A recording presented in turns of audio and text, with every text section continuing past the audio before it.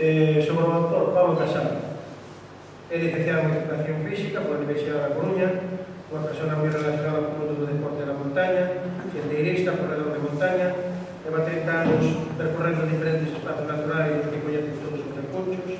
Tamén colabora coa organización de carreras de educación da Universidade de Vigo e no proxecto Río, principalmente no ámbito do río Zamares. Ten varias publicacións relacionadas con educación física e colaborou en varias revistas especializadas, así, ademais é membro do IEL.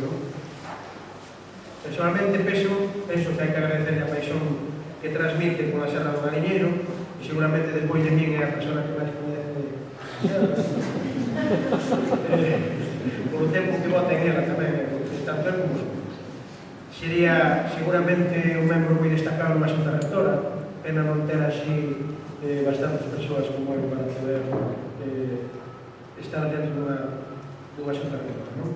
E eu, como presidente da Comunidade de Monte, gustaría destacar ese traballo, que é o feito que vai dirixido fundamentalmente á comunidade educativa.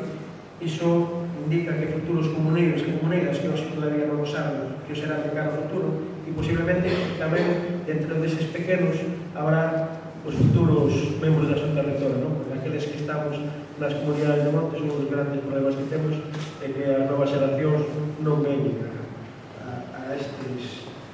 a estas entidades. Eu son, bueno, aquí hai profes, son partidario dentro do que se poda, porque a veces hai trabas burocráticas, sempre non é dado, pero bueno, sempre que se poda, son partidario de traballar os contidos dende varias áreas. Neste caso, bueno, proveño da área de educación física, pero este traballo está un traballo multidisciplinar donde a xeografía, a historia, coñecemento medio, lingua galega e a propia etnoloxía tamén teñen unha voz e teñen unha importancia, creo que bastante grande. Logo tamén falamos das formacións xeolóxicas, dos cortos, cacholas, tías, hai diferentes formacións da paisaxe dentro do apartado da etnografía, sobre todo un oficio que ainda está presente nestas ratas como é o canteiro, non? Supoño que saberedes que a pedra do Galiñeiro surtiu a moitos edificios, vivendas de Vigo,